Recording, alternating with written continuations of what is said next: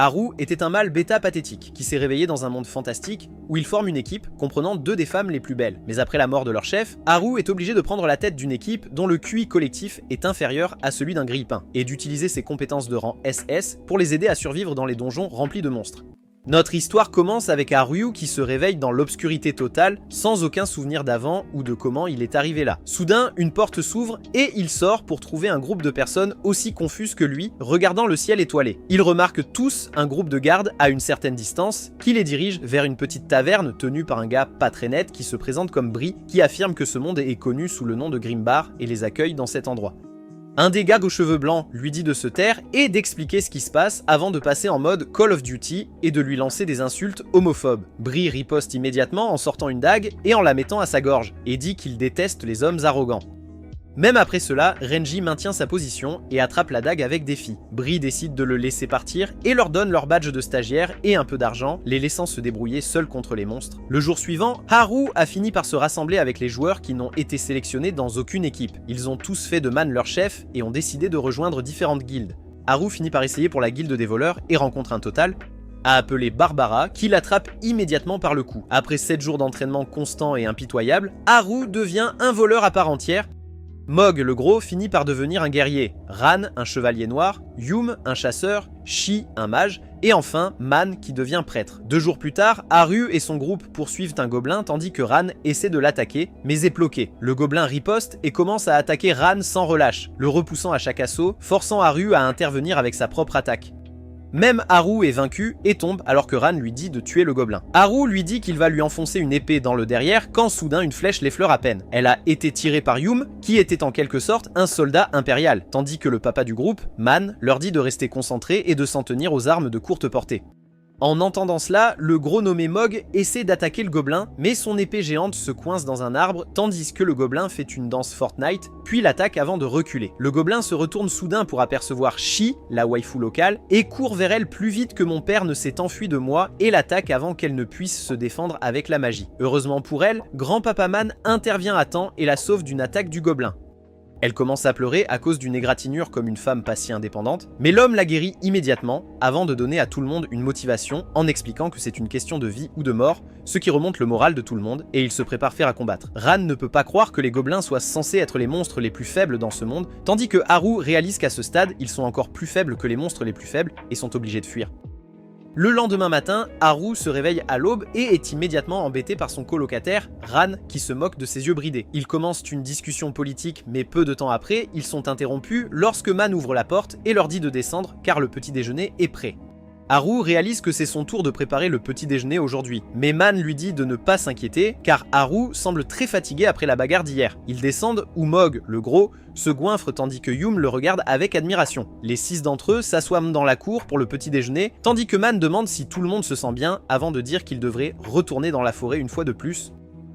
Il leur dit clairement que 2 gobelins étaient plus qu'ils ne pouvaient gérer, donc ils devraient simplement essayer de trouver un gobelin seul et le vaincre. Ran ne semble pas être un grand fan de cette stratégie, car il veut obtenir autant d'expérience que possible, mais il y consent néanmoins. Ils partent dans la jungle et au coucher du soleil, Yum est capable de repérer 4 gobelins au bord d'une rivière, se détendant et passant le temps de leur vie.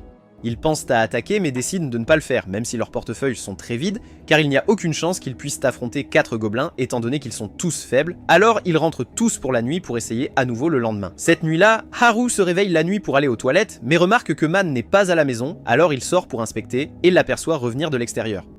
L'homme affirme qu'il est sorti boire un verre dans cette taverne, mais c'était seulement parce qu'il voulait en savoir plus sur ce monde et ce qui se passe. Haru lui verse du thé et le remercie de travailler si dur au nom de toute l'équipe, et lui donne un coup de poing amical avant de passer leur nuit à regarder la lune écarlate. Le lendemain matin, ils entrent dans la forêt où Haru aperçoit un gobelin solitaire en train de boire de l'eau et en informe toute l'équipe. Ils se préparent immédiatement avec leurs armes et commencent à avancer lentement vers le ruisseau. Ils se glissent dans un buisson tandis que Haru sort son poignard et se prépare à donner le signal, mais avant cela, Ran, le grand bonnet, pousse un cri de guerre et court vers le gobelin, l'alertant. Haru suit pendant que le gobelin commence à courir, mais Yum tire une flèche et l'arrête tandis que Ran, pour une raison quelconque, se bat avec des arbres. Haru finit par trébucher et tombe sur la berge et le gobelin l'attaque immédiatement tandis que Haru esquive et essaie de contre-attaquer, mais il manque et finit par être en confrontation. Soudain, il se souvient de son entraînement et tranche le poignet du gobelin, ce qui énerve le gobelin et il attaque à nouveau. Haru continue d'esquiver et de fuir pendant que Man dit à tout le monde d'attaquer. Rance se précipite immédiatement pour donner un coup sauvage, mais rate et se fait botter le derrière dans la poussière pendant que le gobelin essaie immédiatement de l'achever. Heureusement, Man le sauve avec son bâton tandis que Shi chante un sort et lance un sort magique, mais rate complètement. Ils entourent tous la créature misérable tandis que Mog l'attaque sans relâche, essayant de maintenir la pression, mais le gobelin recule seulement pour se faire poignarder dans le dos par Ran. Le gobelin est sur sa dernière ligne de défense et commence à leur crier dessus, ce qui les effraie un peu, mais Ran décide de réagir et attaque à nouveau, se heurtant à la bête tandis que même Haru et Yume sautent dedans, seulement pour être repoussés par le gobelin.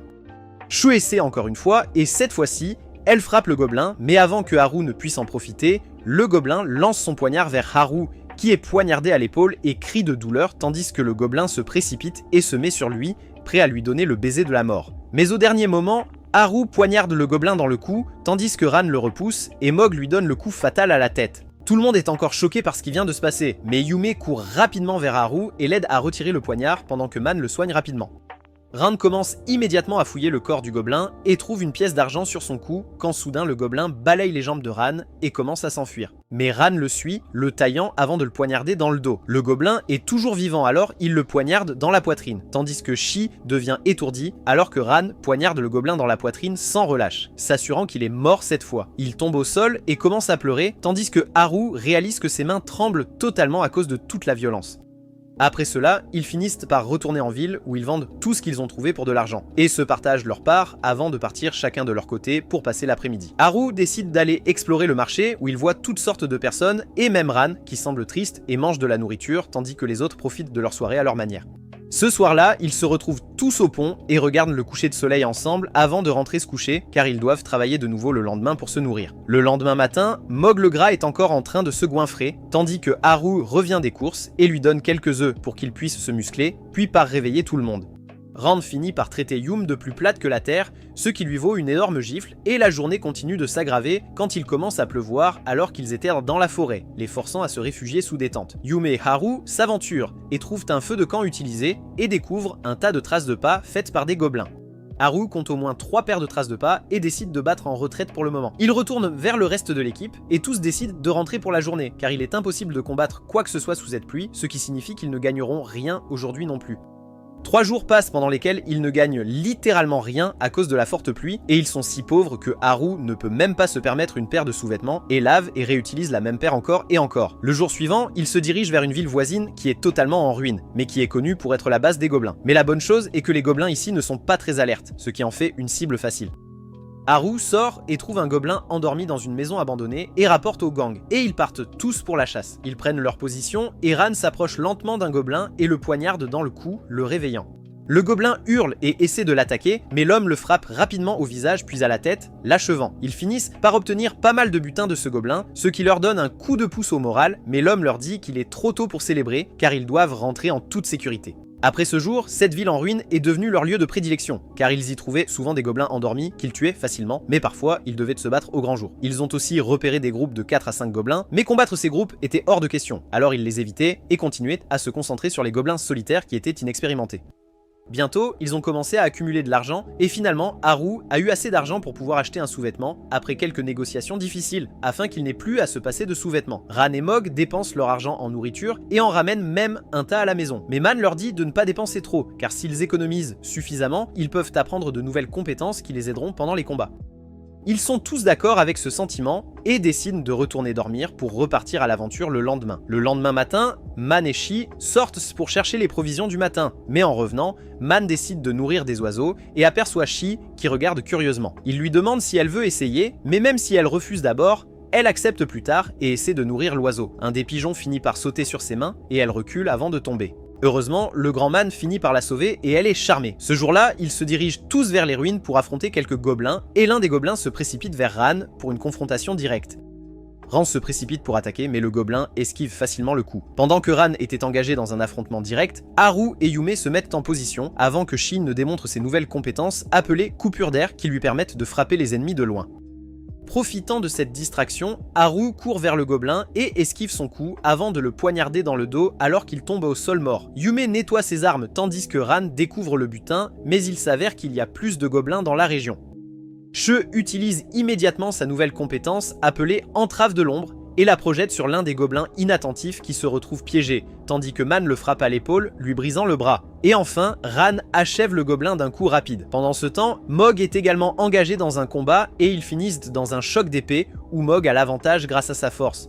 Il frappe le gobelin à la tête avant d'utiliser son attaque spéciale, qui envoie le monstre voler contre un mur, puis Ran saute dessus pour finir. Ils ramassent tout le butin qu'ils ont trouvé et s'assoient pour déjeuner après une matinée de chasse très réussie. Ils parlent tous de la façon dont ils ont progressé en tant qu'équipe et travaillent enfin en synergie pour abattre des ennemis avec une facilité surprenante. Ils discutent même de la possibilité d'attaquer des groupes plus importants d'eux. Les gobelins maintenant qu'ils sont beaucoup plus expérimentés et plus forts. Finalement, ils se lèvent tous pour partir à la chasse de l'après-midi, mais alors que Man était en train de mener le groupe, Haru remarque soudainement quelque chose briller au sommet du bâtiment et saute immédiatement vers Man, le poussant pour l'écarter alors qu'une flèche le frappe à l'épaule. Haru tombe au sol tandis que Man court vers lui, mais avant qu'il ne puisse le guérir, le gobelin recharge un autre carreau et transperce Haru à travers la jambe, le faisant crier de douleur. Mog le porte immédiatement en lieu sûr alors qu'il perd sa dague, et Man essaie immédiatement de le soigner, seulement pour entendre les cris des filles alors qu'un gobelin géant émerge de la maison. Ran court immédiatement vers lui tandis que Mog est occupé avec un autre gobelin. L'homme dit à tout le monde de reculer pendant qu'ils essaient encore de lutter contre les forces, seulement pour réaliser qu'ils sont gravement surpassés en nombre et mourront s'ils ne s'enfuient pas. Ils se cachent à travers les bâtiments et commencent à s'enfuir quand l'un des gobelins se précipite sur le toit d'un bâtiment et réalise un tir incroyable à 180 degrés sur l'homme. Même après cela, l'homme continue de courir et ils finissent par se retrouver dans la forêt où ils respirent tous difficilement. Haru remarque que l'homme a l'air un peu pâle et soudainement il tombe au sol alors qu'Haru aperçoit un carreau d'arbalète dans son dos. Il l'entoure rapidement et essaie de l'aider, mais l'homme était le seul à connaître la magie de guérison. Il essaie de se soigner mais cela ne fonctionne pas tandis que Haru lui demande ce qu'il devrait en faire. Un homme essaie de dire quelque chose, mais finit par mourir à cause d'une perte de sang excessive juste devant eux, alors qu'ils essaient de le ranimer. Quand le soir arrive, ils retournent tous en ville et courent directement vers le temple en portant l'homme. Haru va immédiatement voir le prêtre en chef et le supplie de sauver l'homme. Le vieil homme va le voir, mais leur dit qu'il ne peut plus sauver l'homme car il est déjà mort. Ran se met en colère et menace le vieil homme tandis que Haru le supplie désespérément d'essayer quelque chose pour le ranimer. Momo retient Haru pendant que le vieil homme leur dit qu'il n'y a rien à faire maintenant et que la meilleure chose à faire est d'offrir à Man des funérailles appropriées, car dans cette région, lorsqu'un soldat tombé au combat n'est pas enterré correctement, il devient un zombie et est recruté dans l'armée du roi démon. La maman demande s'ils doivent incinérer l'homme et le vieux monsieur hoche la tête en signe d'approbation. En entendant cela, Shi tombe par terre et a une crise de panique tandis que Haru demande si cela coûte de l'argent. Le vieux monsieur affirme que cela coûte un certain montant, mais que s'ils ne l'ont pas, il paiera car l'homme était son élève. Haru lui crie qu'ils paieront pour les funérailles de l'homme quelle que soit la dépense, car c'était leur camarade et ami qui mérite un adieu digne. Tout le monde pleure leur chef d'équipe qui était toujours calme, posé et réfléchi et s'assurait qu'il survivait quoi qu'il arrive. Et après l'avoir incinéré, il disperse ses cendres dans une belle vallée pour qu'il puisse retourner à la terre parmi les fleurs magnifiques. Ils se couchent tous là où ils se trouvaient, ne sachant plus quoi faire, car Man était celui qui faisait des plans et mettait tout en mouvement. Mais maintenant qu'il est parti, le groupe se sent sans but et complètement perdu. Ran se lève enfin et leur dit qu'il rentre. Haru lui demande où il va, mais il répond simplement que n'importe où serait mieux, car il n'a pas l'intention de rester assis ici à ruminer pour les morts. Cela lui vaut une autre gifle de Yume, qui crie sur lui et laisse sortir toute sa frustration avant de tomber à genoux et de pleurer pendant que Ran rentre toujours seul. Haru et les autres restent assis là pendant un certain temps, tandis qu'ils regardent autour de lui pour voir toute son équipe se désagréger. Ce soir-là, Haru et Momo vont à la taverne voisine et aperçoivent Ran assis seul à une table. Ils le rejoignent pour boire quelques verres en discutant de ce qu'il faut faire quand Ran leur dit qu'il ne veut plus partir à l'aventure. Il affirme qu'il n'a plus la volonté ni l'envie d'aller en forêt ou de tuer des ennemis et qu'il va simplement trouver un autre emploi. Haru essaie de lui faire entendre raison, mais cela conduit à une explosion totale car lui et Ran commencent à crier l'un sur l'autre, alors qu'il accuse même Haru d'être la cause de la mort de Man, comme si Man aurait eu assez d'énergie pour se guérir si lui n'avait pas été touché 2 fois par les flèches. Avant que la dispute ne s'aggrave encore, Momo finit par crier sur eux deux, ce qui est une grande surprise car il parlait toujours très doucement. Il leur dit avec colère d'arrêter de se chamailler, car ce n'était la faute de personne. Tout le monde se calme enfin et ils commencent à discuter de ce qu'ils doivent faire ensuite. Ran affirme qu'il ne pense pas qu'ils soient assez capables pour continuer seuls, car aucun d'eux n'est aussi bon que Man. Haru lui dit qu'ils doivent continuer, car cela coûte littéralement de l'argent juste pour manger et dormir. Soudain, un gars nommé Kik s'approche d'eux. Il prétend les avoir entendus parler de loin et demande comment ils vont. Il lui parle de la mort de leur chef et ami, Man, et il se sent désolé pour eux, mais dit qu'ils doivent continuer, mais qu'ils auraient besoin d'un prêtre. Il prétend que les prêtres sont le centre d'une équipe et ne devraient jamais être en première ligne, car c'est une connaissance de base et du bon sens que tout ennemi essaiera de cibler votre guérisseur et de l'éliminer si l'occasion se présente, car les guérisseurs sont les membres les plus problématiques de l'équipe qui maintiennent l'ensemble du groupe uni. Il prétend que dans son groupe, le prêtre est toujours protégé par 2 guerriers à tout prix. Cela rend Momom triste, car c'était toujours lui qui avait besoin d'aide, et au lieu qu'il soit un tank, Man était toujours forcé d'occuper la position de soigneur, de tank, ainsi que d'attaquant. Il leur dit de ne pas se morfondre là-dessus, car ce qui est fait, et leur dit de continuer. Mais avant cela, il leur dit de recruter un prêtre dans leur groupe, car sans prêtre, ils sont tous aussi bons que morts. Haru affirme que plus personne ne rejoindra leur groupe, car ils sont probablement l'équipe la plus faible et ils n'ont ni argent ni autre incitation. Kik leur dit de continuer d'essayer et promet de leur trouver quelques candidats avant de partir vers une autre table. Le lendemain matin, l'équipe est présentée à un visage impassible, appelée Marie. Elle est censée être prêtre, mais elle semble être le contraire de l'homme car elle n'a ni sourire ni charme. Ils essaient de se présenter, mais Marie s'en fiche vraiment et leur demande où ils vont. Haru lui dit qu'il pense qu'ils devraient retourner aux ruines, mais Marie lui dit de se décider avant de parler s'ils vont ou non aux ruines. Ran tente d'intervenir et lui dit de changer d'attitude, mais son caractère froid le rend mal à l'aise, et il s'excuse simplement sans raison. Elle dit à Haru de commencer à bouger, sinon elle rentrera chez elle, tandis que toute l'équipe se sent mal à l'aise avec la dynamique de groupe, incertaine de savoir combien de temps cette alliance pourrait durer. Plus tard dans la nuit, les garçons sont allés à la taverne pour se saouler à nouveau, tout en discutant de la situation difficile dans laquelle ils avaient été mis. Il se souvient de la difficulté qu'il avait à coopérer avec Marie, car lorsqu'il dessinait un plan, elle refusait tout simplement d'aller se battre, car selon elle, elle est une prêtresse qui doit se cacher et n'aidera que lorsqu'une personne est blessée. Ran a essayé de lui parler de ça et lui a dit qu'elle devait aussi se montrer lors des combats, mais elle l'a complètement ignoré, au point que tout le monde était assis par terre pendant que Ran et Marie se disputaient sur les stratégies, bien que ce soit le travail de Haru de les organiser. Enfin, quand il s'agissait de combats réels, Marie les ignorait totalement, ainsi que leur formation, ce qui a même rendu Momaman furieuse. Et quand ils ont finalement affronté un gobelin, Ran a été blessé, tandis que Yum et Haru ont fini par repousser le gobelin ensemble. Haru a dit à Marie de soigner Ran pendant qu'ils retiennent les gobelins, mais Marie a simplement répondu que ses blessures n'étaient pas si graves, et qu'il n'y avait pas besoin de gaspiller de mana pour une si petite blessure. À cause de ce désordre, les gobelins qui étaient sur le point d'être vaincus ont fini par utiliser la distraction pour s'enfuir, et ils n'ont rien tiré de ce combat. Haru noie simplement sa tristesse dans les boissons en pensant à quel point le grand-papa Man aurait pu contrôler cette situation avec facilité, car lorsqu'il était là, 2 gobelins étaient un jeu d'enfant pour eux. Mais Haru pense qu'il n'est pas assez capable de faire la même chose quoi qu'il arrive. Ran leur dit qu'ils devraient simplement l'oublier et traverser la ville en ruine en gagnant autant d'argent que possible pour pouvoir s'acheter l'insigne du rang suivant. Haru lui dit qu'ils ne peuvent pas simplement laisser tomber un prêtre de leur groupe, quand soudain tout le monde se tait alors que Renji entre dans la taverne, semblant vivre son fantasme d'isekai, car il est complètement couvert d'une armure impressionnante de la tête aux pieds. Il passe devant tout le monde et s'approche de Haru avant de lui donner une pièce d'or comme cadeau parce qu'il se sentait mal à propos de la mort de Man. Haru se lève immédiatement et suit Renji, lui rendant sa pièce, affirmant qu'il apprécie le geste mais qu'il ne peut pas accepter cette pièce. Renji accepte simplement et passe à autre chose tandis que Haru revient à la table où Ran est furieux contre Haru pour avoir refusé la pièce, car une pièce d'or équivaut à 100 pièces d'argent et avec autant d'argent, ils auraient pu acheter des badges pour tout le monde dans leur équipe. Maman prétend que l'homme n'aurait pas aimé s'ils avaient simplement accepté l'argent de quelqu'un, mais Ran n'est toujours pas d'accord. Haru prend soudainement la parole et affirme que ce n'est pas seulement Marie qui est le problème, c'est tous. Selon lui, ils ne communiquent pas du tout et depuis la mort de l'homme, ils ont à peine parlé avec les filles pour commencer. Ran leur dit de trouver un moyen de les rendre amis à nouveau, mais Haru lui dit qu'il n'a aucune idée de comment le faire. Plus tard, cette nuit pluvieuse, Haru attend dehors pendant que Yum sort du bain. Il lui demande si elle est en colère contre eux, mais elle répond très froidement qu'elle ne l'est pas.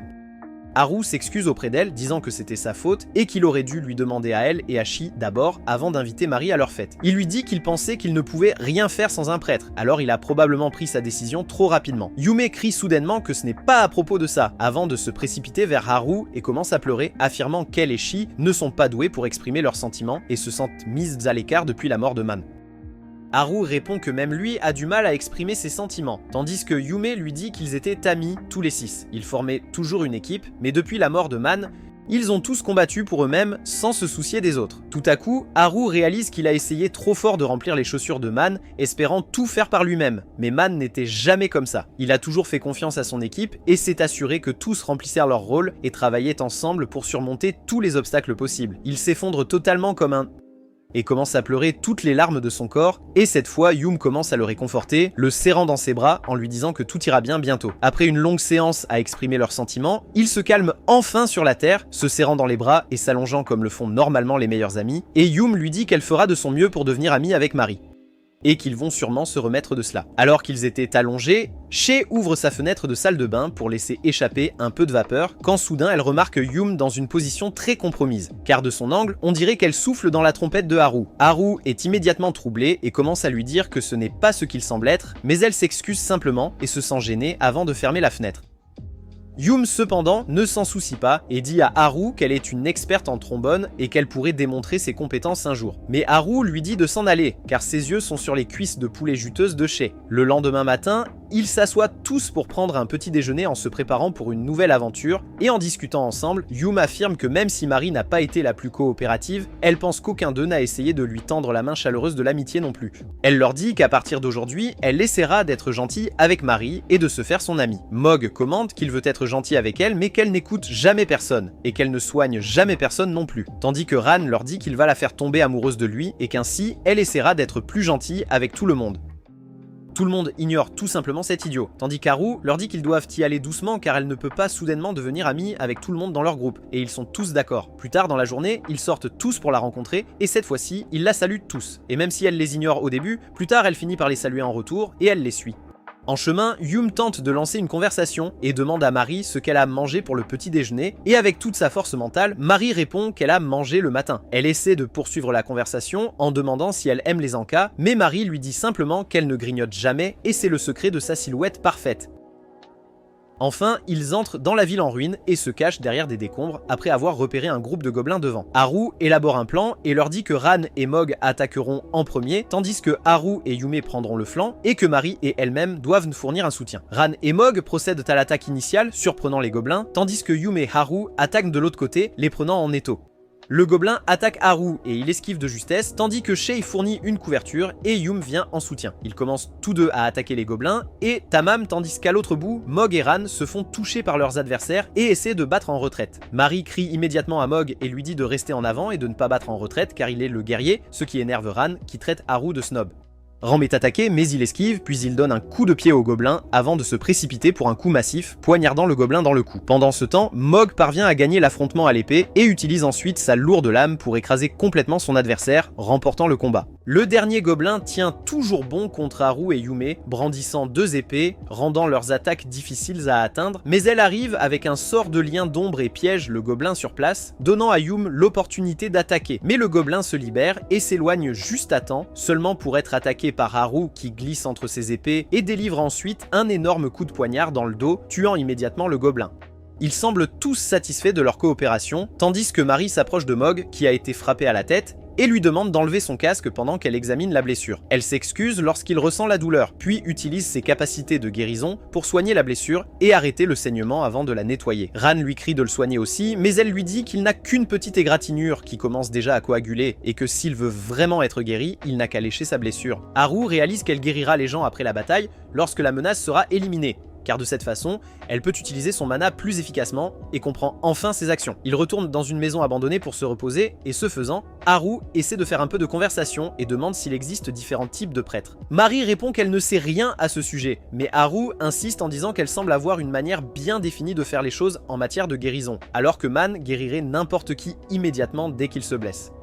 Il lui demande ensuite quel est exactement son plan de jeu, mais elle lui dit qu'il n'a pas besoin de le savoir. Il devient légèrement frustré, mais garde son calme et lui dit qu'ils ne vont pas s'immiscer dans sa vie personnelle, et ils veulent juste en savoir assez pour pouvoir bien fonctionner en équipe, car ils ont tous leur propre rôle et responsabilités qu'ils doivent remplir.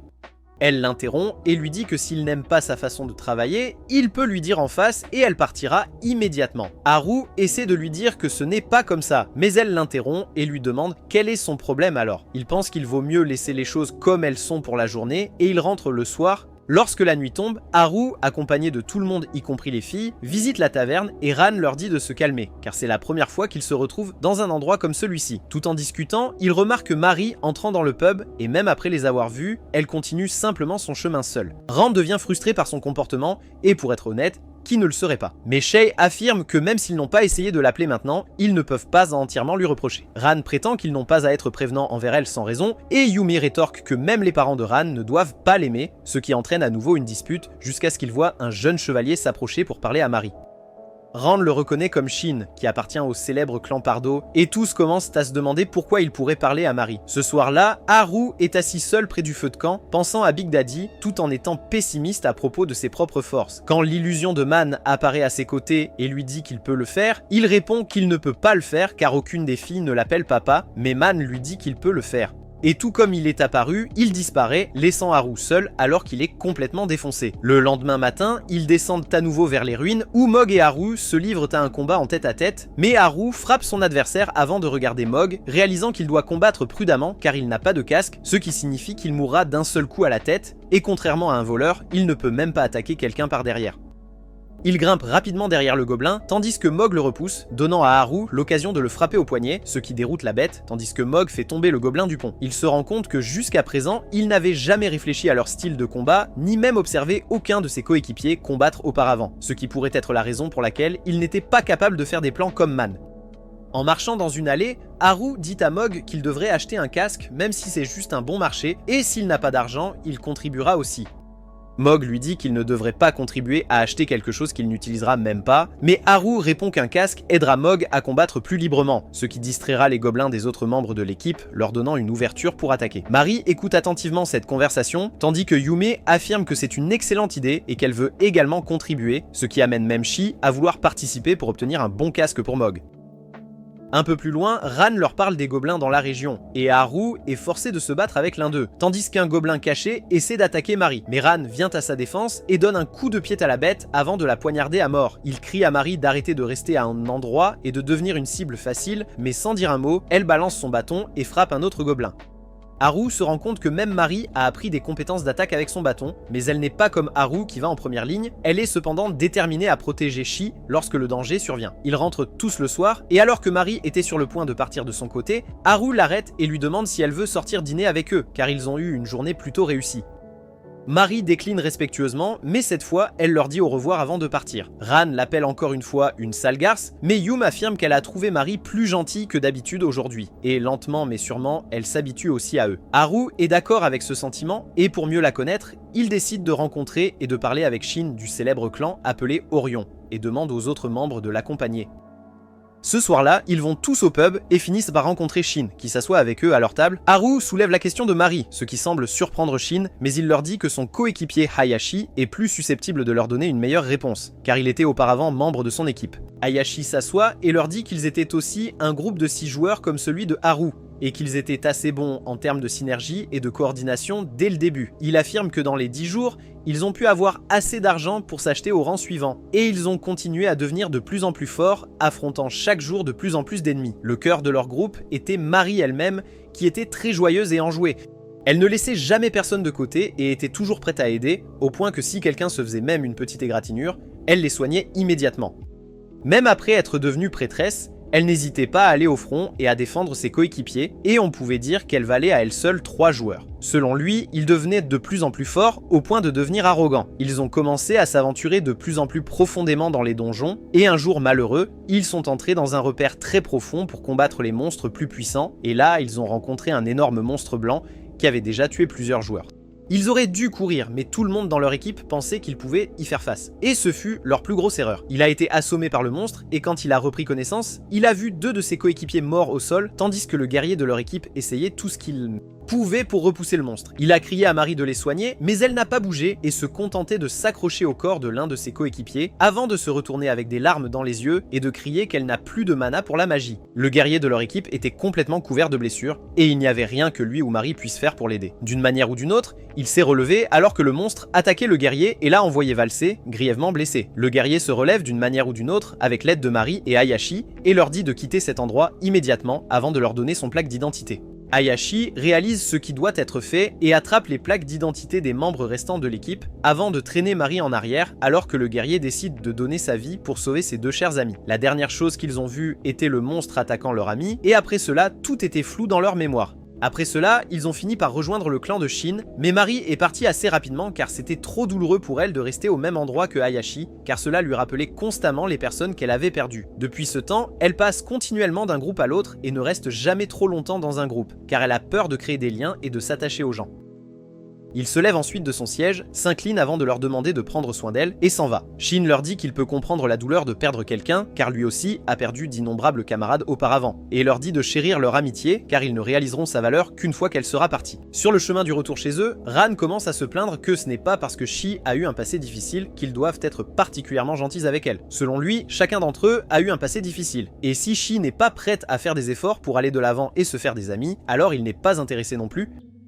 Shu commence à pleurer comme la petite fille qu'elle est, qui ne peut pas contrôler ses émotions à cause de sa biologie. Elle leur dit qu'ils devraient essayer d'être amis avec Mari, car ils ont aussi perdu un membre de l'équipe et comprennent sa douleur. Haru soutient ce sentiment et dit à Ran qu'il doit l'écouter et la traiter d'abord comme une amie, car c'est seulement ainsi qu'elle pourra les considérer comme des amis. Ran regarde Haru et lui demande combien de fois il a essayé de l'écouter. Il se plaint que personne n'écoute jamais ce qu'il veut dire et que tout le monde ignore ses idées. Yum répond que ses idées sont toujours nulles, alors bien sûr il les ignore, ce qui entraîne une autre dispute. Pendant ce temps, Haru réfléchit et réalise finalement que même Ran a l'impression que ses sentiments ne sont pas validés et décide de faire amende honorable. Il s'excuse auprès de Ran et lui dit qu'il fera plus attention à l'avenir et essaiera d'être plus un ami pour lui. Il lui dit d'arrêter de faire la chochotte et s'excuse auprès de Shi pour avoir dit de mauvaises choses sur Mari. Il leur demande alors comment ils devraient interagir avec elle demain, ce qui fait même se demander à Haru comment ils vont l'affronter maintenant qu'ils connaissent son passé. Le lendemain matin, Yume et Haru exploraient à nouveau la zone pendant que le temps était maussade et pluvieux, lorsque Haru remarque qu'un des gobelins a son poignard qu'il a laissé tomber le jour de la mort de l'homme. Il s'énerve à cause de cela et essaie de se précipiter pour le récupérer, mais Yum le pousse rapidement juste à temps alors qu'un des gobelins proches les a à peine ratés et a continué sa patrouille. Il s'excuse auprès d'elle en disant qu'il n'a pas été lui-même ces derniers jours et lui dit qu'il devrait essayer de découvrir où se trouve sa cachette secrète. En attendant, Ran, Shi, Mog et Mari se détendent dans un bâtiment abandonné, passant le temps et attendant que Yum et Haru arrivent. Ils reviennent enfin complètement trempés par la pluie et annoncent qu'ils n'ont pas pu trouver de bonnes cibles car tous les gobelins étaient soit en grand groupe, soit extrêmement alertes et dans des positions difficiles à atteindre. Ran déclare qu'ils devraient rentrer s'il n'y a rien à faire ici et tout le monde se lève, mais Haru leur dit qu'il veut d'abord parler à Mari.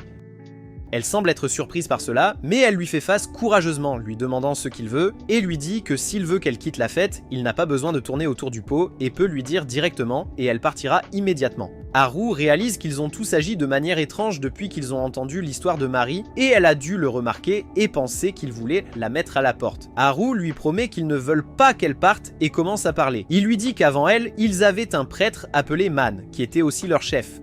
Il continue que l'homme a fini par mourir de la main des gobelins, ou plus honnêtement, c'est leur négligence qui a coûté la vie à l'homme. Il lui dit que l'homme les soignait même s'ils avaient une petite éraflure, et qu'en plus de cela, il était aussi le bouclier du groupe avec Mog. Essentiellement, il faisait 3 emplois seul, et même après cela, il ne leur a jamais fait réaliser et a silencieusement porté tout le poids seul, et est mort à la fin. Il prétend que lorsque Man est mort, tous pensaient que c'était la fin pour leur groupe, mais pour survivre, ils avaient besoin d'argent, et pour partir à l'aventure, ils avaient besoin d'un prêtre, et c'est la seule raison pour laquelle ils la voulaient dans leur équipe. Il lui dit qu'à l'origine, ils étaient simplement un groupe de personnes qui n'avaient été pris dans aucune équipe, alors Man a décidé de se lier d'amitié avec eux et a créé cette fête, et maintenant même après son départ, ils sont toujours de bons amis qui se soutiennent dans les bons et les mauvais moments. Ensuite, il dit à Mari que, peu importe ce qu'elle pense, il la considère aussi comme une amie. Mari semble un peu surprise, mais Shi ajoute qu'elle la considère également comme une amie, et bientôt chacun d'entre eux, y compris Ran, dit à Mari qu'ils veulent tous être ses amis. Après cela, lorsque la pluie cesse enfin dans la soirée, ils rentrent tous chez eux alors qu'un magnifique coucher de soleil peut être vu à l'horizon. Juste avant qu'ils ne prennent des chemins séparés, Haru invite Mari à les aider à trouver un casque pour Mog, mais sans surprise, Mari s'excuse simplement car elle ne pourra pas venir. Haru insiste et lui demande si elle aimerait se joindre à eux pour le dîner, mais elle les regarde avec des yeux tristes et leur dit qu'elle a besoin d'un peu plus de temps pour ça.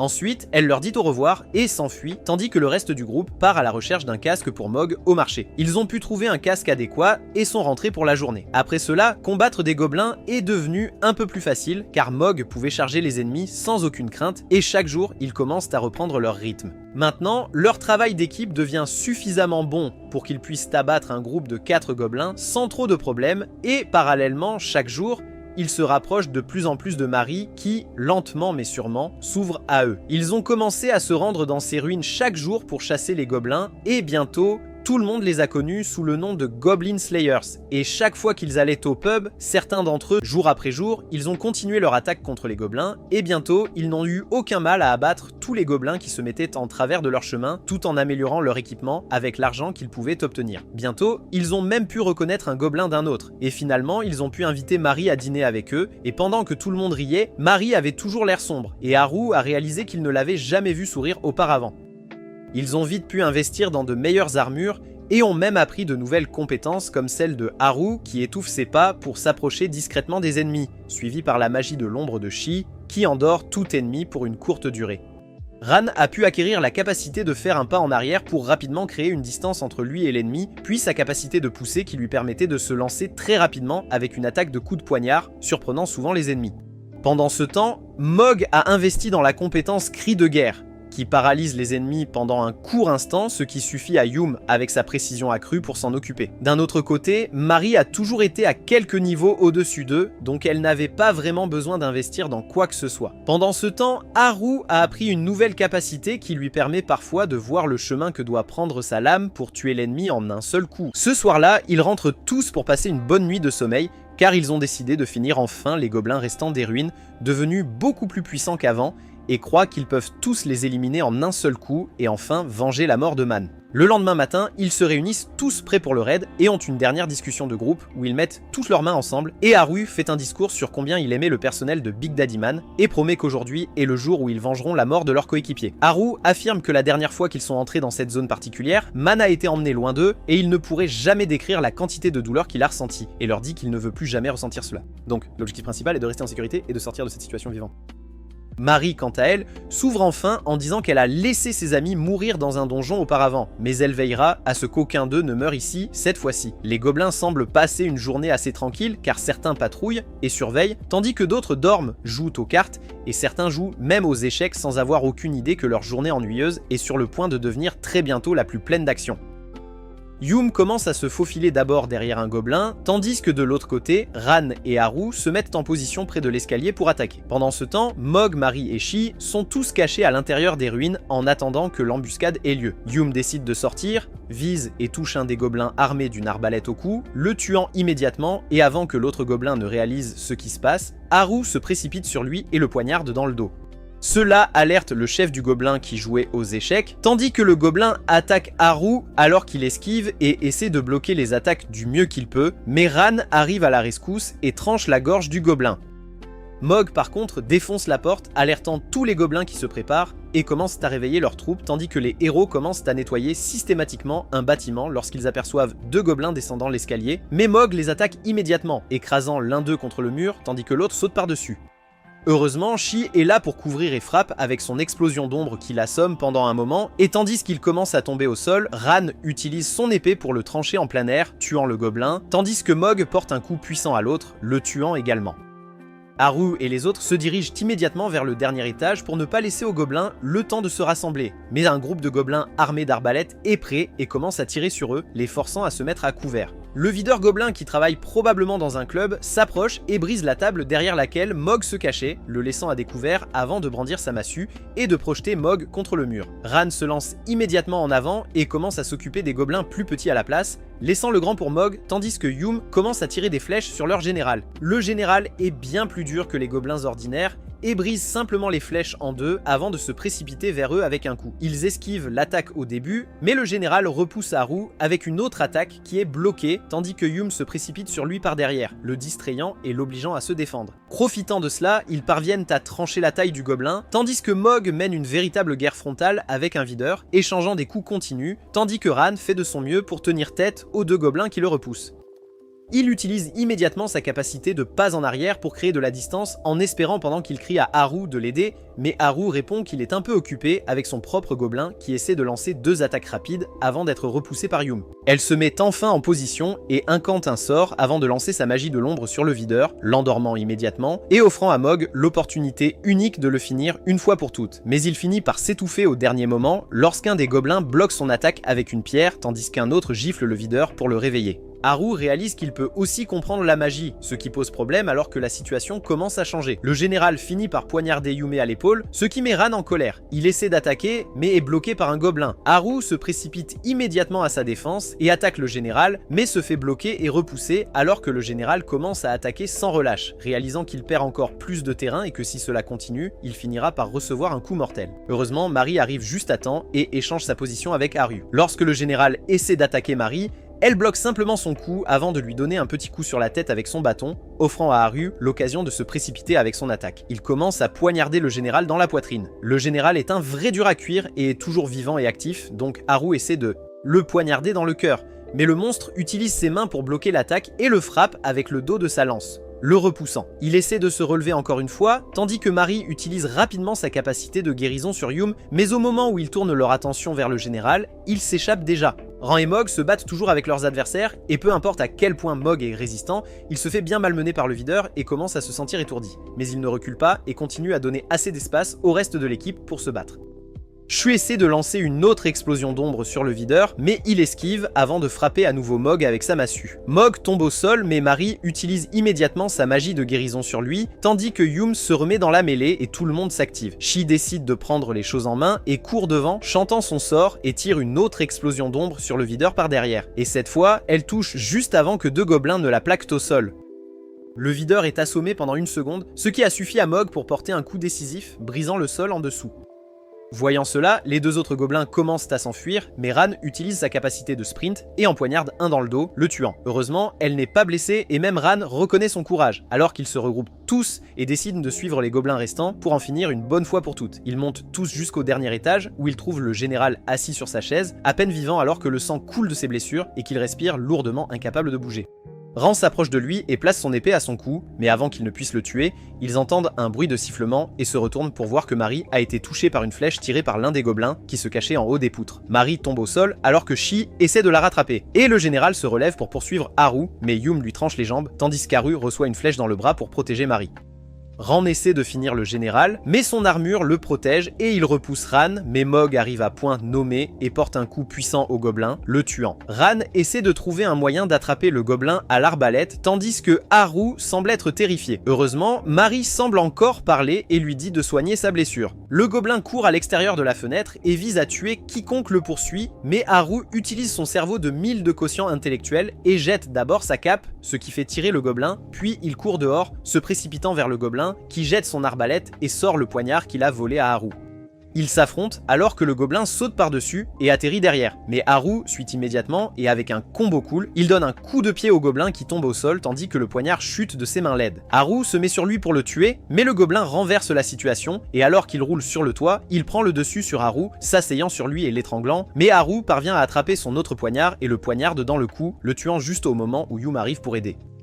Après avoir vengé la mort de leurs compagnons de groupe, leaders et amis, ils retournent tous dans la vallée pour visiter la tombe de Man, alors que les premiers flocons de neige de la saison commencent à tomber autour d'eux. Ils disent tous quelques mots à son sujet, tandis que Mari se tient à l'écart et regarde avant que tous ne sortent leur nouveau badge pour les montrer, et Shi s'approche de la tombe et sort un badge qu'ils ont acheté pour Man. Ils commencent tous à rentrer, et en chemin, Haru commence à parler à Mari, et finalement, elle est complètement réchauffée à lui, ce qui lui donne l'occasion d'essayer son charme maximal sur elle, mais elle n'est pas facilement impressionnée et lui dit d'essayer la prochaine fois avant qu'ils ne se séparent et prennent chacun leur chemin. Le lendemain matin, Haru se réveille tôt le matin par habitude, mais réalise qu'ils ont décidé de prendre une journée de repos. Il descend et trouve Mog en train de préparer le petit déjeuner, alors il commence simplement à se brosser les dents en se demandant ce qu'il va bien pouvoir faire de cette journée libre. Il s'assoit au dehors pour prendre le petit déjeuner alors qu'il mord dans le pain fraîchement cuit par Mogul Wiseman et commence à le manger avec un ragoût qui a l'air délicieux. Haru demande à Mog où est le reste du groupe et il répond que Ran est parti tôt le matin avec sa canne à pêche, donc il passera probablement sa journée à attendre près d'un ruisseau sans rien attraper, tandis que Shi est également sorti tôt le matin. Haru demande où est Yume, mais Mog dit qu'il ne l'a pas vu de toute la matinée, ce qui fait suspecter à Haru que Shi est encore en train de ronfler dans son lit. Il demande à Mog ce qu'il va faire de son jour de congé, et il dit à Haru que son armure a été assez endommagée lors de leur dernier combat, et en plus de cela, son épée est devenue émoussée, donc il passerait probablement son temps chez l'armurier pour faire réparer ses affaires. Haru le traite de perdant pour ne pas aller en boîte et ne pas draguer pendant son jour de repos, et lui dit qu'il va sortir aussi pour la journée. Haru lui dit qu'ils se rencontreront à la taverne ce soir-là, puis il part se promener en ville car il n'a rien de mieux à faire. Il arrive sur le pont où il trouve Shi complètement en train de profiter des pigeons et leur donne un peu de drogue pendant que Haru lui parle de la nouvelle recette de pain de Mog. Elle lui sourit simplement et affirme qu'elle l'a déjà essayé une fois et que c'était absolument délicieux. Ils commencent alors à regarder le lever du soleil, se remémorant la fois où ils étaient venus ici ensemble le soir, puis ils se séparent. Haru se dirige vers un stand et prend quelques brochettes de viande, puis il marche à travers la ville sans but, à la recherche de quelque chose d'intéressant à faire dans cette ville ennuyeuse, quand il tombe sur Mari en train de lire un livre comme une snob dans un café. Elle semble surprise par Haru, mais il promet qu'il n'est pas un harceleur. Alors, elle lui offre un siège. Il prend un café, tandis que Mari affirme qu'elle vit à l'étage au-dessus du café depuis qu'elle a quitté la dernière guilde et descend ici de temps en temps pour profiter d'un moment de solitude. Haru se lève, pensant qu'elle voulait qu'il parte, mais elle le rassure en disant qu'elle apprécierait sa compagnie et commence à caresser une étrange créature ressemblant à un croisement entre un fourmilier et un chat. Haru profite de ce moment pour jeter un coup d'œil à ses cuisses de poulet, mais conclut que celles de Shi sont définitivement plus juteuses. Elle lui dit qu'ils devraient tous venir ici un jour pour un thé relaxant, et il est d'accord, tandis que Mari lui dit que tout comme eux, elle vivait aussi dans ces logements bon marché et miteux, mais ensuite elle a gagné beaucoup d'argent et est devenue une femme riche. Haru la regarde et prétend que bientôt même eux quitteraient leur logement et trouveraient un meilleur endroit car ils ont gagné une somme décente ces derniers jours. Pendant ce temps, Ran attend toujours dans son bateau qu'un seul poisson morde à l'hameçon quand il aperçoit quelqu'un essayant de grimper sur un rocher. Il regarde de plus près pour voir que c'était Yum montrant ses compétences impressionnantes en escalade, mieux que Tom Cruise lui-même. Mog, en revanche, est complètement dans l'ambiance alors qu'il prend simplement une sieste sur sa chaise après avoir récupéré toutes ses pièces d'armure. Mari et Haru quittent ensemble le café pour rejoindre les autres à la taverne, mais s'arrêtent en chemin pour admirer un autre magnifique coucher de soleil sur la mer Orange. Plus tard dans la soirée, ils se rassemblent tous à nouveau dans la taverne, et en discutant, Kik tombe à nouveau sur eux et leur dit qu'il y a eu des événements en ville. D'après lui, quelques aventuriers novices sont entrés dans la ville en ruine et ont fini par rencontrer un groupe de gobelins en armure qui ont tué plusieurs de leurs coéquipiers et en ont blessé quelques-uns aussi. Mari intervient et dit à Haru qu'elle est presque certaine qu'ils ont tué tous les gobelins de la zone principale en ruine, mais il est très possible qu'un groupe de gobelins qui pourrait leur être lié mais qui vivaient ailleurs soit revenu occuper cet endroit et se venger de ceux qui ont tué leur famille. Kik affirme cela en disant que, selon le bouche à oreille, ces gobelins étaient complètement préparés pour un combat et patrouillaient avec colère, cherchant chaque partie de la ville pour s'assurer qu'il n'y avait pas d'aventuriers à l'intérieur. Après avoir dit cela, Kik leur dit que ce n'est pas leur problème de toute façon et part avant de peloter la poitrine de Haru. Haru et Mari reviennent à la table, et Haru raconte aux autres les rumeurs selon lesquelles des gobelins seraient encore présents dans la ville en ruine. Haru affirme qu'ils devraient peut-être retourner aux ruines et vérifier par eux-mêmes, mais Ran intervient en disant qu'ils ne devraient pas le faire, car si les rumeurs sont fausses, ils finiront par perdre une journée de salaire pour rien. Mog suggère qu'ils devraient envisager de changer de terrain de chasse, car cela fait longtemps qu'ils ne font que s'aventurer à l'intérieur des ruines. En entendant cela, Haru dit doucement qu'il pourrait aller aux mines de Sirène, ce qui surprend tout le monde car c'est l'endroit où Mari a perdu tous ses coéquipiers. Il essaie immédiatement de s'excuser auprès de Mari, mais l'idiot Ran dit à Haru que c'est la meilleure idée qu'il ait eue depuis un moment et affirme qu'il devrait absolument piller ces mines et récupérer autant de butin que possible. Yum demande s'ils en sont sûrs, car le monstre géant est aussi présent dans la même mine, et si l'équipe de Mari n'a rien pu faire, ils n'ont même pas la moindre chance contre lui. Ran lui dit qu'il devrait au moins essayer car le monstre a une prime de 30 pièces d'or. Haru lui dit de se calmer et dit à tout le monde que peu importe ce qui se passe, ils doivent changer leur terrain de chasse, car rester toujours et piller la même zone signifie qu'ils se sentent à l'aise avec l'endroit et finissent par faire des erreurs par négligence, car cela semble être une tâche facile. Il dit que c'est bien de se lancer des défis de temps en temps et il ne connaît pas d'autres endroits pour vivre une aventure, alors il pense qu'ils pourraient tenter leur chance à l'intérieur des mines et prendre des précautions supplémentaires pour ne pas embêter le grand monstre. Il propose d'aller aux mines de Sirène pour y faire de l'aventure. Yum prend la parole et affirme qu'elle ne pense pas qu'il soit mauvais d'aller au même endroit pour s'aventurer encore et encore, car ils se sont retrouvés dans des situations moins dangereuses dernièrement puisqu'ils se sont améliorés. Mais Haru lui dit que s'ils continuent à aller au même endroit, leur progression va stagner, et elle est d'accord avec ce sentiment. Soudain, Mari se lève de son siège et commence à respirer très fort. Elle regarde Haru avec un regard complètement désespéré. Elle leur demande de l'excuser un moment, puis elle s'éloigne seule du siège. Haru se lève immédiatement et commence à la suivre dehors, mais elle disparaît dans l'obscurité de la nuit. Il continue de regarder dans la nuit étoilée et finit par la trouver en haut de l'escalier. Il s'approche d'elle, mais elle s'effondre et s'excuse d'être partie. Haru réfléchit à sa déclaration de vouloir se rendre à un endroit où elle a perdu tous ses coéquipiers et réalise que cela doit être une tâche immense pour elle de le surmonter mentalement. Elle lui dit qu'elle ne pense pas pouvoir rester calme et posée lorsqu'ils entrent dans les mines, non seulement maintenant, mais peut-être même à l'avenir. Haru comprend ses sentiments et lui assure qu'il ne la mettrait pas dans une position où elle serait mal à l'aise. Cela donne à Mari un peu de courage car elle se rend compte que si cela continue, elle ne pourra jamais dépasser ses coéquipiers ou ce qui s'est passé dans cette mine, ce qui n'est pas une façon de vivre. Elle regarde Haru et lui dit qu'elle veut son aide et celle de leur équipe car elle ne pense pas pouvoir le faire seule. Haru la rassure qu'ils seront à ses côtés quoi qu'il arrive, car ils sont amis et qu'elle peut compter entièrement sur eux chaque fois qu'elle sent que la situation lui échappe. Elle se lève et essuie ses larmes avant de le remercier pour ses mots et de dire qu'elle a hâte de leur prochaine aventure. Avant d'aller aux mines, ils décident tous de perfectionner leurs compétences et leur équipement afin d'avoir le maximum de chances de s'en sortir vivant. Haru est allé à la guilde des voleurs pour rencontrer son entraîneuse, Bar, qui lui dit qu'il est un peu rigide depuis la dernière fois qu'elle l'a vu. Et en un clin d'œil, elle se rapproche et met un couteau sous sa gorge. Elle lui dit que s'il se battait, Haru aurait été éliminé en un instant et sans lui donner le temps de répondre, elle le jette simplement au sol. Ils commencent à s'entraîner et Bar est dans des trucs un peu bizarres car elle continue de passer Haru à tabac chaque fois qu'elle en a l'occasion. Et après l'avoir battu tellement de fois qu'il ne peut même plus se lever, elle lui offre enfin le cadeau d'une vie en s'asseyant sur son ventre. Et ensuite, elle commence à le tourmenter, lui demandant s'il a déjà couché avec quelqu'un ou non. Haru est tellement fatigué qu'il répond honnêtement que même si son groupe a 3 filles, il est tellement nul qu'aucune d'elles ne l'a même regardé 2 fois. Bar se moque encore de lui, mais ensuite Haru change de sujet et lui demande à propos du chemin magique qu'il voit parfois en combattant les ennemis et ce que c'est exactement. Elle semble être impressionnée par cela et affirme que c'est un bon signe, car seuls les aventuriers qui ont acquis une quantité substantielle d'expérience peuvent le voir plusieurs fois. Elle commence à faire des poiriers sur lui tout en parlant davantage et en lui disant de ne pas devenir arrogant, car ce n'est pas quelque chose de très spécial. Haru demande si elle pourrait le voir et elle s'assoit à nouveau sur lui, affirmant qu'elle le voit de temps en temps ici et là, mais que cette capacité est quelque chose que l'on ne peut pas simplement se concentrer dessus, car cela vient tout seul. Elle lui dit que s'il veut le voir plus souvent, il doit devenir plus fort, puis elle recommence à l'entraîner. Quelques jours passent et finalement, l'équipe est entièrement prête à explorer les donjons de la mine de Sirène. Ils regardent la montagne tandis que Haru leur donne un conseil affirmant qu'ils vont en territoire inconnu et qu'ils doivent être plus prudents que jamais. Et avec ça de côté, leur voyage commence. Dès qu'ils entrent, le combat commence. Haru se retrouve face à un monstre bizarre qui tente de lui enfoncer le visage. Mais Haru évite l'attaque et essaie de contre-attaquer, mais échoue et est obligé de se retirer. Il percute Ran, qui perd également du terrain, tandis que Mog tue son monstre d'un seul coup. Yum sort ses couteaux et en lance un vers le cou du monstre avant d'utiliser l'autre pour lui trancher la gorge proprement. Mog décide d'aider les autres et se précipite vers l'ennemi de Haru, l'engageant dans un combat et servant de distraction. Haru en profite et s'élance par derrière, le mettant en prise corporelle avant de le poignarder dans la poitrine et de reculer. Mod lève son épée pour achever, mais le monstre est déjà mort par terre, alors il se dirige rapidement vers Ran, qui bloque l'attaque de son adversaire avant de se retirer et de réciter un sort, lançant un signe Illuminati et jetant un liquide rouge sur l'ennemi.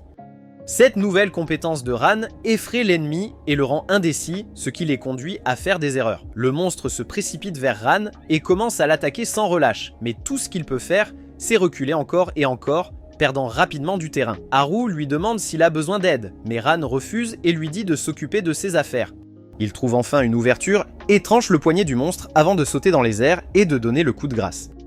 Après que la zone ait été dégagée, Mari leur dit que ces monstres s'appellent des cops et qu'ils ont un anneau nasal connu sous le nom de talisman. Ils doivent le récupérer car ils peuvent le vendre pour une somme décente au marché. Elle continue également en leur disant que ces cops sont essentiellement les plus faibles qui se trouvent près de l'entrée des mines et les avertit qu'une fois à l'intérieur, ils rencontreront des cops beaucoup plus forts et plus nombreux. Ils rassemblent rapidement autant de talismans qu'ils peuvent des ennemis morts et avancent ensuite. Ils descendent au niveau suivant et Mari les avertit que maintenant les ennuis vont commencer, car ce niveau consiste en des cops normaux et la meilleure chose à faire pour eux serait d'éviter les combats autant que possible. Ils commencent à marcher et soudain entendent un tas de hurlements qui les effraient, mais Haru leur donne un peu de confiance et commence à avancer. Mod s'arrête soudainement là où il était parce qu'il a entendu quelque chose et ils regardent tous dans un trou à l'intérieur du mur pour ne voir qu'un tas de cops dormant à l'intérieur. Mari dit qu'ils ont vraiment de la chance que ces cops ne patrouillent pas dans la zone et ils commencent à bouger. Ran, en revanche, s'arrête un instant et contemple s'il devrait simplement tous les tuer car c'est un butin facile, mais Haru lui dit que ce serait une chose basse à faire même pour quelqu'un comme lui. Ils avancent alors que certains des cops commencent à se réveiller. Ils entrent dans une chambre où Shi utilise sa magie de l'ombre pour transformer le sol en sable mouvant, ce qui rend les cops incapables de bouger, et le reste de son équipe profite de cette situation pour s'en débarrasser rapidement avec des frappes précises sur leurs organes vitaux. L'un des cops qui se cachait est repéré par Haru, qui se faufile immédiatement derrière lui et finit par voir le chemin pour le tuer. Il expire calmement et suit la ligne droite jusqu'au cou de l'adversaire et le poignarde d'un seul coup. Il collecte les talismans, tandis que Mari reconnaît qu'ils sont plus forts qu'elle ne le pensait, car ils n'ont pas rencontré beaucoup de problèmes avec les cops normaux, mais elle leur dit que ça va devenir extrêmement difficile, car le prochain niveau a le chef des cops, connu sous le nom d'Ancien. Ran veut avancer au niveau suivant, mais Haru lui dit qu'ils devraient rentrer pour la journée et ne pas tenter leur chance, car ils sont déjà fatigués, et combattre des adversaires plus forts dans cet état pourrait être dangereux. Ran semble être déçu, mais il accepte néanmoins, et ils rentrent tous pour la nuit. En se couchant, Haru commence à penser à Papaman encore une fois, et réalise que leur équipe semble fonctionner assez efficacement à part Ran, car c'est avec lui que tout le monde a un problème. Il n'écoute personne, il n'accepte ni suggestion ni critique, et est toujours prêt à foncer tête baissée dans les situations dangereuses. Il décide d'en parler et demande à Ran s'il veut en parler. Ran était réveillé et se lève pour sortir pendant que Haru le suit. Après être descendu, Haru lui demande ce qu'il pense de l'équipe, mais Ran répond effrontément qu'il n'en pense rien. Leur groupe est juste un groupe, et c'est tout. Il dit à Haru qu'il a rempli ses fonctions, et c'est tout ce qui l'intéresse. Comme aujourd'hui, il a prouvé qu'il pouvait affronter un ennemi seul, sans l'aide des autres. Haru lui dit qu'il a effectivement affronté l'ennemi seul, mais que s'il les avait laissés l'aider, ils auraient pu tuer l'ennemi beaucoup plus rapidement et économiser beaucoup d'énergie. Ran répond immédiatement que s'il continue à penser que ses coéquipiers viendront le sauver ou l'aider, alors il aura beaucoup de problèmes lorsqu'il sera attrapé seul par l'ennemi. Et en plus de cela, s'il peut vaincre un ennemi seul, cela signifie que l'équipe peut se concentrer sur un autre objectif, ce qui les rendra encore plus efficaces. Haru réalise que Ran réfléchit à sa place dans le groupe à sa manière, mais lui dit qu'il ne peut pas toujours agir sans consulter l'équipe. Cependant, Ran pense qu'il n'a pas obligation de demander la permission avant de faire quoi que ce soit. Haru lui dit que sa nature impulsive rend difficile pour l'équipe de comprendre ce qu'il veut vraiment, et que c'est complètement sa propre faute. Il dit à Ran qu'ils travaillent tous en équipe, et que pour cela, ils doivent communiquer. Ran répond que chacun a ses forces et ses faiblesses, mais Haru était toujours pressé de mettre en lumière les faiblesses de Ran. Il demande à Haru quelles sont ses faiblesses, mais Haru n'a jamais pensé à ce qu'il n'est pas bon et reste silencieux. Ran sourit et lui dit qu'ils peuvent jouer en équipe heureuse et amicale s'ils le veulent. Mais il n'a aucune raison ni envie d'être amical avec eux, et il continuera à faire ce qu'il fait de mieux avant de se coucher. Le lendemain matin, Haru se réveille au bruit des couteaux s'enfonçant dans une planche de bois et se lève pour voir Yum s'entraîner à lancer des couteaux. Il est impressionné par ses capacités tandis qu'elle lui montre les couteaux qu'elle a récemment achetés et qu'elle pratique tous les jours pour mieux les lancer. Après s'être étiré un peu plus, ils entrent enfin dans les donjons où Mari montre sa nouvelle capacité, qui ne fait pas beaucoup de dégâts, mais engourdit et affaiblit l'adversaire, ce qui fonctionne très bien avec Ran et Mod, qui peuvent ensuite intervenir et achever l'ennemi avec leurs attaques puissantes. Ran finit par manquer et semble avoir du mal à se débrouiller avec l'ennemi, alors Haru saute immédiatement sur son dos et le poignarde dans le cou, tandis que Ran enfonce son épée dans le corps de l'ennemi, manquant à peine Haru d'un cheveu. Haru se fâche un peu à ce sujet, mais se rend compte que Ran est simplement né idiot, alors il se dirige pour aider Yum, qui essaie de se défendre contre l'un des cops. Alors Haru intervient pour donner un coup de main et tranche la jambe du monstre, donnant à Yum l'occasion de porter 2 frappes solides, tandis que Mod le finit en utilisant sa nouvelle capacité, appelée les poussées d'air, qui lui permet de réduire rapidement la distance et d'attaquer les ennemis à distance. Il rencontre enfin l'un des aînés, et Shi utilise immédiatement ses sorts magiques pour le ralentir. Haru leur dit que s'ils jouent bien leurs cartes, ils pourraient vaincre ce monstre sans subir de blessures. Mais avant qu'ils puissent réfléchir à un plan de jeu, Ran se précipite pour une attaque et tue le monstre immédiatement. Ensuite, ils descendent au niveau suivant qui semble être une sorte de terres agricoles ouvertes. Ils regardent tous autour et Yum aperçoit un groupe de choses ressemblant à des animaux étranges qui viennent vers eux. Ran essaie de les piquer avec son épée, mais Haru lui dit de ne pas le faire et ils recommencent à se chamailler. Soudain, Mari leur dit de se baisser et ils se laissent tous tomber immédiatement en voyant un groupe de cops chercher des signes d'intrus. Ran suggère qu'ils les tuent tous, mais Mari déconseille cela, disant que le nombre de cops ici est insensé et que s'ils sont découverts, les cops les envahiront très rapidement. Malheureusement, Ran finit par trébucher sur un fil qui alerte les ennemis et ils commencent tous à hurler et à chercher la source du bruit. Soudain, ils entendent le bruit de pas lourds et Mari s'immobilise immédiatement sur place. Haru le remarque et essaie de l'appeler, mais elle ne répond pas. Il jette un œil à travers les buissons et aperçoit le grand monstre avec des taches noires et blanches sur son corps, connu sous le nom de Death Spots, qui a tué les anciens coéquipiers de Mari. Yum essaie de jeter un coup d'œil, mais Haru la tire immédiatement vers le bas, juste à temps, pendant que Mari est encore figée sur place, faisant une crise de panique. Haru s'avance vers elle et la ramène à la réalité, tandis que Spotty les cherche car il pouvait sentir des humains. Mari s'excuse de s'être perdue dans ses pensées et leur dit de la suivre silencieusement. Ils descendent au niveau inférieur sans encombre, mais ce niveau ressemble à l'enfer même car partout où ils regardent, ils ne voient que de la lave tandis que la température augmente. Ils aperçoivent un groupe de cops travaillant le métal et fabriquant des armures, tandis que Mari leur dit qu'ils ne peuvent pas se reposer ici et doivent avancer rapidement. Haru commence à jouer à Assassin's Creed et saute sur un des gardes d'en haut, le poignardant dans le cou, le tuant immédiatement tandis que Maud et Ran attrapent rapidement le corps pour qu'il ne fasse pas de bruit. Ils traînent le corps pour le cacher tandis que l'autre cop les manque de peu. Ils courent de cachette en cachette et finissent par entrer dans une grotte remplie de plantes et statues magnifiques. Ils s'assoient tous pour se reposer un peu pendant que Mari leur dit que c'est exactement ici qu'elle a perdu 3 de ses coéquipiers. Elle marche devant et ramasse un bâton, affirmant qu'il lui appartenait auparavant mais qu'en courant, elle l'a laissé tomber ici. Pendant qu'ils sont assis, Yum se lève soudainement, affirmant qu'elle pouvait entendre quelque chose. Ran attrape une des plantes lumineuses et la jette dans la direction du bruit, seulement pour voir 3 figures encapuchonnées, debout dans l'obscurité. Ils avancent et Haru réalise immédiatement qu'il s'agit d'aventuriers zombifiés qui n'ont pas reçu de funérailles appropriées. Mari se rend compte que ces zombies sont ses anciens coéquipiers, alors elle les appelle par leur nom, espérant qu'ils se ressaisissent, mais ils semblent être trop loin et dégainent immédiatement leurs armes. Nos héros se préparent avec leurs armes et armures également, tandis que le mage zombie lance une magie de feu massive vers eux. Ils esquivent l'attaque d'une manière ou d'une autre, tandis que Mari dit à Haru de la couvrir car elle veut avancer. Haru se rend compte que Mari a récemment appris à épeler n'importe quelle magie, ce qui peut même inverser les changements sur un cadavre zombifié. Mais pour ce faire, elle devra se rapprocher des zombies.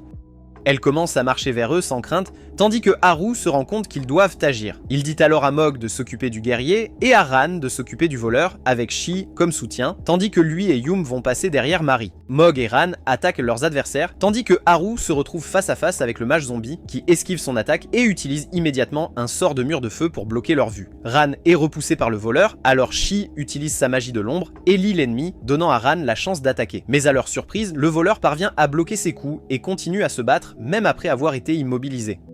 Haru réalise qu'il a peut-être fait une erreur, car un voleur est faible contre les attaques lourdes que Mog peut délivrer, alors que s'il se bat de manière évasive, le voleur peut facilement engager Ran toute la journée sans se fatiguer. Pendant qu'il était distrait, il reçoit une boule de feu au visage, et Yum aussi, les forçant à être plus prudents. Pendant ce temps, l'adversaire de Mog semble être beaucoup plus agile et saute dans les airs avant de livrer une attaque très acrobatique, repoussant Mog.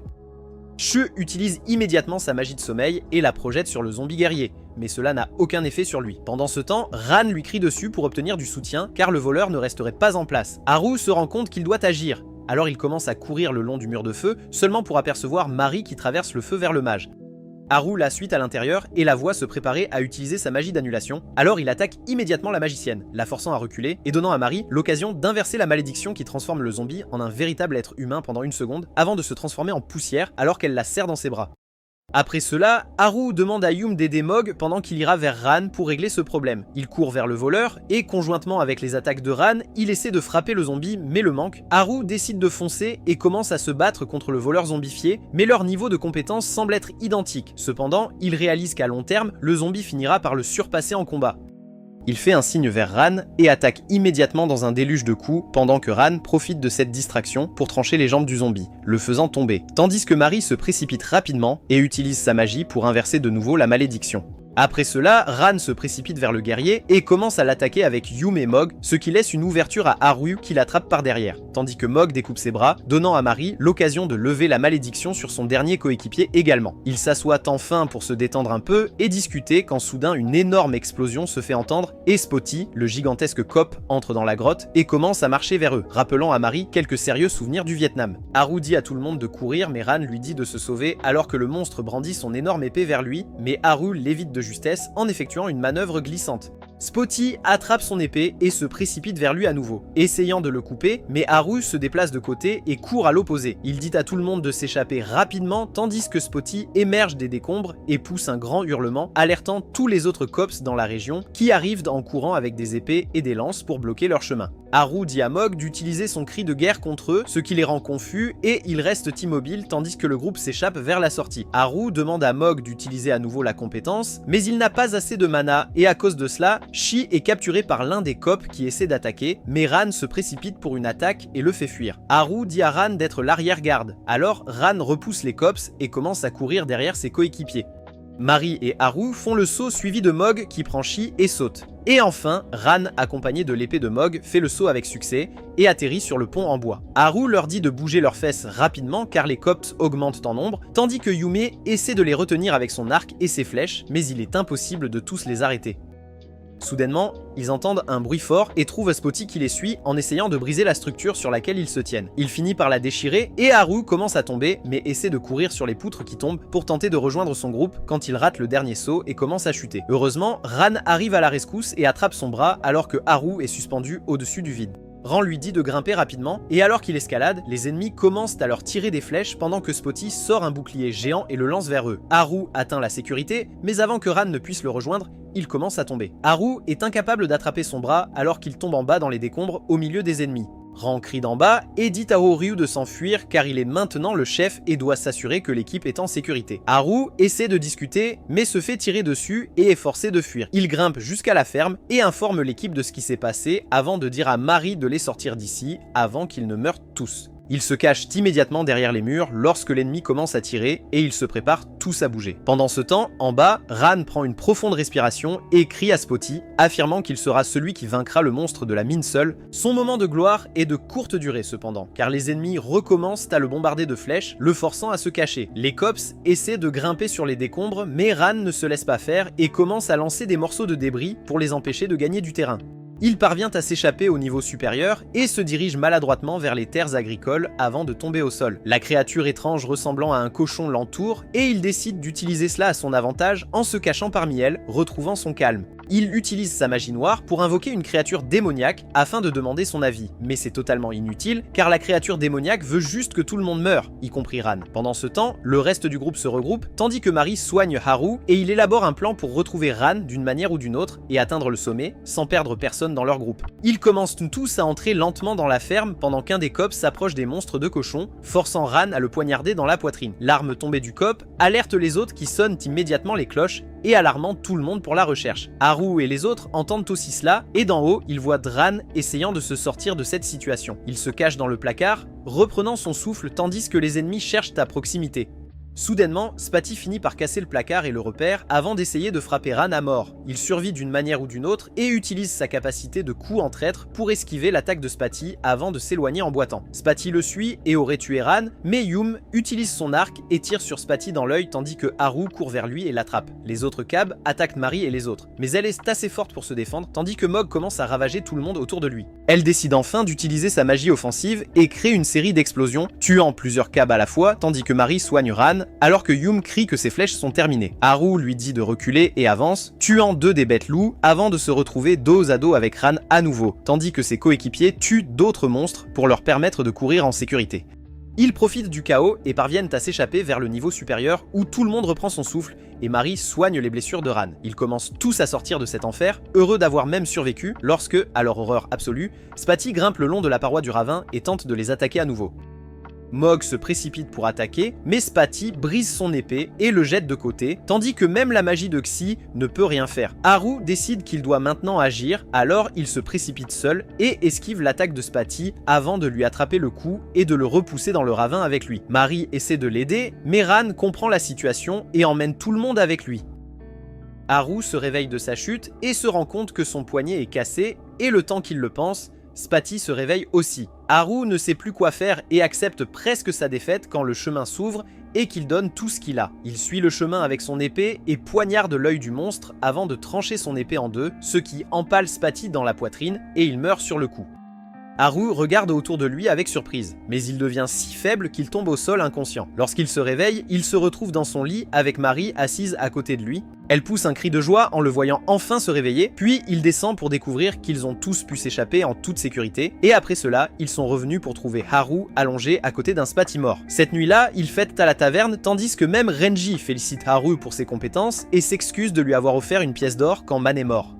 Le jour suivant, Haru va sur la tombe de Man et a enfin l'impression d'avoir trouvé la paix en ayant une dernière conversation avec le fantôme de Man. Il lui dit qu'il veillera à diriger l'équipe du mieux de ses capacités, peu importe ce qu'ils affrontent. Regardez cette vidéo à l'écran ensuite, à bientôt.